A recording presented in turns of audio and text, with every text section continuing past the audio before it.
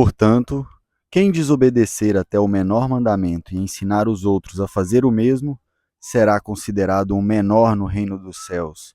Mas aquele que obedecer à lei de Deus e ensiná-la, será considerado grande no reino dos céus. Bom dia, família Neto na Voz, aqui mais uma vez trazendo aquela palavra que não é só conhecimento e sabedoria, mas também o pão da vida, o pão que alimenta a alma. Dada a devida introdução, bora para a leitura de hoje. Trago para vocês hoje livro de Mateus, capítulo 5. Capítulo 5, versículo 13. Capítulo 5, versículo 13. Sem mais delongas, bora para a leitura. Vocês são o sal da terra, mas se o sal perder o sabor, para que servirá? É possível torná-lo salgado outra vez? Será jogado fora e pisado pelos que passam, pois já não serve para nada. Para que serve o sal? Muito bem, meus amigos. Para qual a utilidade do sal? O sal conserva a carne para que ela não apodreça, além de salgá-la, dar sabor, dar vida, dar tempero a ele. Então, além de conservar, de preservar a sua natureza, ele dá vida. Sejamos o sal da vida. Enfim, continuando. É possível torná-lo salgado outra vez? Será jogado fora e pisado pelos que passam, pois já não serve para nada. Vocês são a luz do mundo. É impossível esconder uma cidade construída no alto de um monte. Não faz sentido acender uma lâmpada e depois colocá-la sob um cesto. Pelo contrário, ela é colocada num pedestal, de onde ilumina a todos que estão na casa. Da mesma forma, suas boas obras devem brilhar, para que todos vejam e louvem seu Pai que está no céu. Essa é a nossa missão, irmãos. No mundo há diversos seres, mas somente eu, você, nós que somos imagem e semelhança de Deus, temos a missão que nos foi confiada de ser a luz do mundo, de mostrar como é a natureza do nosso Criador. Continuando. Não pensem que eu vim abolir a lei de Moisés ou os escritos dos profetas. Eu vim cumpri-los. Olha que interessante, enquanto muitos pastores dizem que a lei não é mais válida, que não vivemos a lei mais, Jesus disse que veio não abolir ela, de forma alguma abolir, mas veio cumpri-las. E uma vez que devemos seguir os seus passos, seguir os passos de Jesus, devemos fazer o que com a lei? Se não também segui-la. O texto é claro, então continuando. Eu lhes digo a verdade, enquanto o céu e a terra existirem, nem a menor letra ou menor traço da lei desaparecerá até que todas as coisas se cumpram. Então, como podemos ver, o céu está aqui, a terra também, e continua valendo. Nem o menor traço sumiu, a lei vigora, meus irmãos. Portanto, quem desobedecer até o menor mandamento e ensinar outros a fazer o mesmo, será considerado menor no reino dos céus. Mas aquele que obedecer à lei de Deus e ensiná-la, será considerado grande no reino dos céus. Ou seja, para que deveríamos ensiná-las e ser considerados grandes se ela não fosse valiosa? É questão de lógica e raciocínio. Aí muitos pastores vão pegar o livro de Paulo e tentar dizer contrário a isso. Mas Mateus é as palavras direto de Cristo. Por acaso Cristo estava errado? Jesus estava equivocado? Não seja tão ignorante, né, meu irmão? Não seja tão ingênuo. Uma vez que ele falou que maior será aquele que cumpri-las e ensiná-las, o que devemos fazer se não buscá-las? Mas agora eu trago uma questão além um pouco mais profunda e complexa que veio a minha a esses tempos agora, que é o seguinte, como é que fala, uma telespectadora, uma integrante aí do canal assistiu o vídeo e um vídeo passado e levantou a seguinte questão: até que ponto eu devo ser fiel à minha natureza, às minhas ambições, à minha personalidade e à minha busca por aprimoramento moral, à minha busca pelo cumprimento da lei, visto que a cultura em que que nós estamos inseridos, a cultura que a gente vive de hoje em dia, ela é diametralmente contra a lei. Então, qual o ponto de interseção entre a essência verdadeira, de não ser falso, de não ser hipócrita, e o cumprimento, a busca do cumprimento da lei, a busca de cumprir as ordens para um funcionamento melhor deste universo. Para abordarmos este tema, vou trazer antes uma leitura aqui do livro de Lucas, capítulo 15. Vamos lá, Lucas, capítulo 15, versículo 11.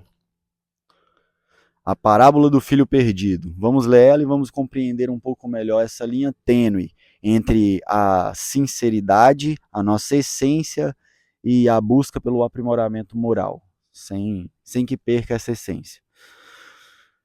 Jesus continuou: Um homem tinha 2 filhos. O filho mais jovem disse ao pai: Quero minha parte da herança. E o pai dividiu seus bens entre os filhos.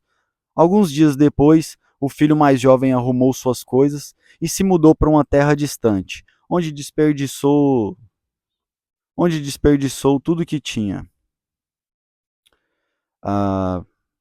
Perdão, perdi aqui. Onde desperdiçou tudo que tinha por viver de forma desregrada. Quando seu dinheiro acabou, uma grande fome se espalhou pela terra, e ele começou a passar necessidade. Convenceu um fazendeiro da região a empregá-lo, e esse homem mandou aos seus campos para cuidar dos porcos. Embora quisesse saciar sua fome com as vagens dadas aos porcos, ninguém lhe dava coisa alguma. Quando finalmente caiu em si, disse: Até os empregados do meu pai têm comida de sobra, e eu estou aqui morrendo de fome. Vou retomar a casa de meu pai e dizer: Pai, pequei contra o céu e contra o Senhor, e não sou mais digno de ser chamado de seu filho. Por favor, trate-me como seu empregado. Então voltou para a casa de seu pai. Quando ele ainda estava longe, seu pai o viu. Cheio de compaixão, correu para o filho, o abraçou e o beijou. O filho disse: Pai, pequei contra o céu, contra o Senhor, e não sou mais digno de ser chamado seu filho. O pai, no entanto, disse aos servos: Depressa, tragam a melhor roupa e vistam nele. Coloquem-lhe um anel no dedo e sandálias nos pés. Matem um novilho gordo. Faremos um banquete e celebraremos, pois este meu filho estava morto e voltou à vida. Estava perdido e foi achado. E começaram a festejar. Enquanto isso, o filho mais velho trabalhava no campo. Na volta para casa, ouviu música e dança, e perguntou a um dos servos o que estava acontecendo.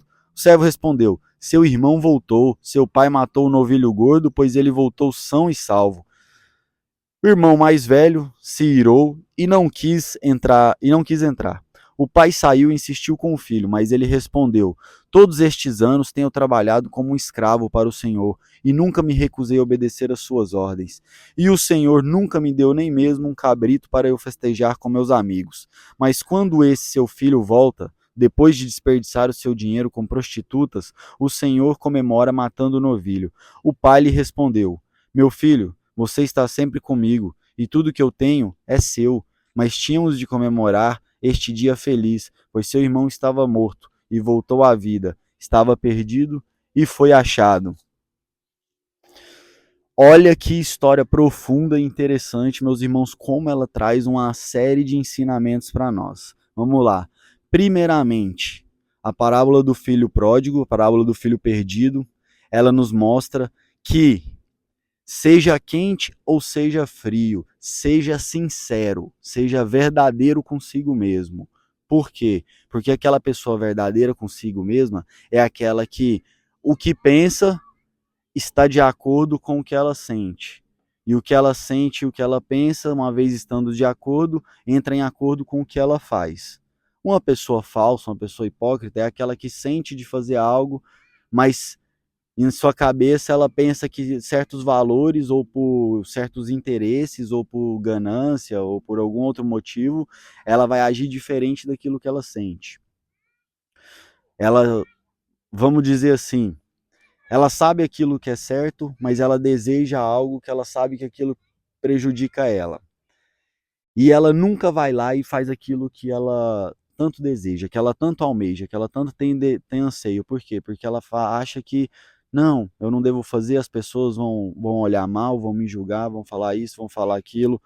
A verdade é, a pessoa que não cumpre o correto porque compreende a natureza daquela situação e compreende que aquele modo correto é um modo mais funcional, é um modo mais certo de se fazer, mas também não se predispõe a ir lá e errar, ela nunca aprende, ela não sai do lugar, ela vive com medo, ela vive travada. Agora, aquele que se dispõe a, mesmo que seja errado, ir lá e fazer aquilo que ele está sentindo, que ele tem desejo, que ele tem vontade, ele vai aprender mesmo que seja pelo erro. Ou acertando ou errando, a pessoa chega a um aprendizado, ela chega a um ponto. O problema é quando as pessoas estão divididas. Um reino dividido tende a não prosperar. A maioria das pessoas estão divididas. Divididas entre o quê? O espírito dela sabe o valor das coisas, sabe aquilo que é bom, aquilo que é saudável. Mas o mundo ensina a gente a perseguir outras coisas, a buscar outros valores, a buscar outras questões. Uma vez que a gente está com os olhos voltados para o mundo, mas o coração vibra na nossa essência, na nossa natureza, a gente acaba se dividindo. E se dividindo, a gente perde todo o poder que o Pai nos deu. Porque o Pai também disse assim: em verdade vos digo, se dois de vocês concordarem aqui na terra, também acontecerá no céu. Se você, com fé, pedir para que uma montanha vá para a água, uma montanha vai para a água. E isso funciona para coisas boas ou coisas ruins. A fé, ela não funciona só quando você está certo ou quando você é justo. Porque na maioria das vezes o ser humano ele é injusto. O ser humano age em prol de si mesmo, age em prol dos seus próprios interesses, sem olhar para os outros, sem saber sequer o que passa na vida dos outros. Então, para além da justiça, que não está ao nosso alcance, existe a fé, que ela move montanhas. Aquele que é uno, que é íntegro, que é um com o que pensa, com o que sente, com o que faz, ele alcança os frutos da fé. Mas aquele que está dividido, que pensa uma coisa, mas faz outra, aquele ele não tem poder de nada, ele acaba se perdendo em si mesmo. Por quê? Porque ele é o morno, que não aprende nem pela dor e nem pelo fazer o correto, porque ele não faz o correto uma vez que ele está dividido, uma vez que ele está sendo hipócrita com aquilo que ele está buscando. Então, voltando para o texto anterior, onde eu falei da busca por aprimoramento moral, mas uma integridade consigo mesmo. Como eu consigo essa integridade? Buscando corrigir os meus comportamentos, corrigir as minhas atitudes. Olhando ao redor e observando, sendo extremamente criterioso em observar o mundo e as pessoas e sabendo aonde identificar pontos aos quais eu sou capaz de conceber uma mudança. Uma vez eu identificando aonde precisa ser mudado e qual o problema, eu sei por conhecimento, por sabedoria, que tipo, poxa, aquilo ali preciso agir diferente. Uma vez compreendendo isso, você aceita, você compreende, você dá a oportunidade de praticar. O que acontece muitas vezes hoje, principalmente dentro das igrejas, é que um monte de pastor que não coa o camelo que tem no próprio olho, fica apontando o dedo para todo mundo e cagando regra em cima de todo mundo, sem passar o mínimo de compreensão, sem passar o mínimo de ferramenta para essas pessoas, as transformando em verdadeiras hipócritas.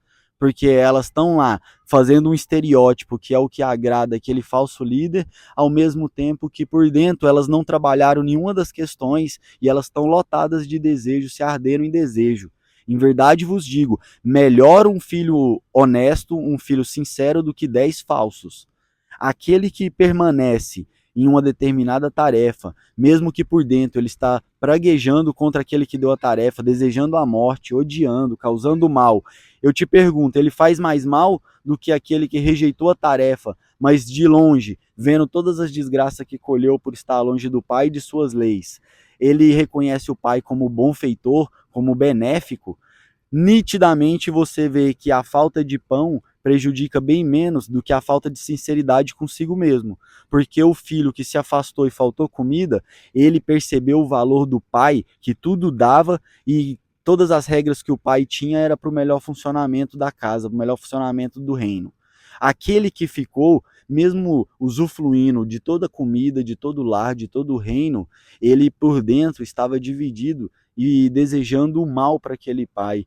Logo, ele não conseguia usufruir de todo aquele bem, de toda aquela maravilha na qual ele já estava inserido. Olha o quão a divisão pode te tornar cego, ingrato e te pôr num ponto da onde você não sai mais, que você fica ali, porque o outro aprendeu nos anos que ele estava no mundão. Aquele ali ficou parado ali, ele praticamente regrediu. Então precisamos ser sinceros na nossa busca de aprimoramento moral e buscar sempre conhecimento e sabedoria para compreender a natureza das coisas, porque o nosso Pai que tudo nos dá, ele deu ordens que são assim, o funcionamento da natureza, o funcionamento de uma comunidade, o funcionamento do coletivo das pessoas, a melhor forma possível. Queremos tentar outras formas, é o filho pródigo. A humanidade é o exemplo do filho pródigo, que saiu para tentar todas as outras formas, tentar diversas outras maneiras de sociedade, de conjuntura, de tribo, de família, de comunidade, e o resultado que a gente vê aí durante esses, pelo menos esses últimos 2000 anos, é 2000 anos de guerra, 2000 anos de conflito, ou seja, tudo que a gente tentou fora não chega aos pés do que era dentro da ordem do Pai, dentro do jardim do Éden. Então, à medida que vamos percebendo isso, a gente só concebe isso para o campo inconsciente, para o subconsciente, como forma de aprendizado mesmo, a fim de praticar por amor e sabedoria, quando a gente começa a ir para o mundo e fazer essas coisas. E a gente tem que ter a percepção de que é degrau por degrau, que a parada não vai ser de uma hora para outra, você não vai se santificar do dia para a noite, pelo contrário, essa vida inteira aqui é para a gente começar a buscar isso, começar a buscar, mas tenha em mente que uma vez você reconhecendo, seja por sabedoria, por sensibilidade, por amor, seja pelo que for, mas você reconhecendo Jesus Cristo e a Yahushua Hamashia como nosso único e suficiente Salvador, isso já é o suficiente para você estar próxima dele para a eternidade. A questão é, eu vou conhecer e usufruir cada vez mais dessa presença de Cristo, quanto mais eu conhecer o seu funcionamento, quanto mais eu me abrir para ele, quanto mais funcional eu estiver nesse universo, mais a minha percepção estará aberta para conhecer a ele, ver sua face, desfrutar de toda a sua riqueza. Como a gente está disfuncional e dividido, a gente é como o filho que ficou na fazenda e estava cego, não enxergando toda a riqueza que ele podia usufruir a qualquer momento. Só que ele só enxergou quando veio o filho de fora e usufruiu de um cabrito. Aí ele, nossa, ele usou um cabrito, sendo que o outro ele tinha todos para usar a vida inteira. E ele estava cego. Cego por quê? Porque estava dividido. Então a gente deve ser sincero, 100%, totalmente sincero na nossa busca. E quando eu digo sincero, é sincero com tudo e com todos. Não há uma gota de mentira, ela é capaz de estragar todo o seu discernimento, toda a sua áurea, toda a sua sinceridade, todo o seu campo eletromagnético. Então seja sincero em tudo, absolutamente tudo. Eu sei que a nossa sociedade é diferente, é corrupta, é difícil, é complexa, é profundamente enraizada na mentira. Mas é extremamente necessário que juntos possamos construir pelo menos núcleos de comunidades onde as pessoas possam interagir cada vez mais com mais sinceridade e mais cooperação. Enfim, espero que essa palavra possa tocar o coração de vocês. Como sempre, me disponho aqui, é um estudo que eu faço junto com vocês. Quem quiser comentar, falar alguma coisa, é sempre um estudo coletivo e espero que possa ter tocado seu coração. Tamo junto, família, e como tem sido de costume, deixa eu mostrar para vocês aqui um pouco deste lugar lindo que eu tô aqui, este paraíso que é essa Amazônia paraense, Alter do Chão, um lugar deslumbrante, ó, um close para vocês.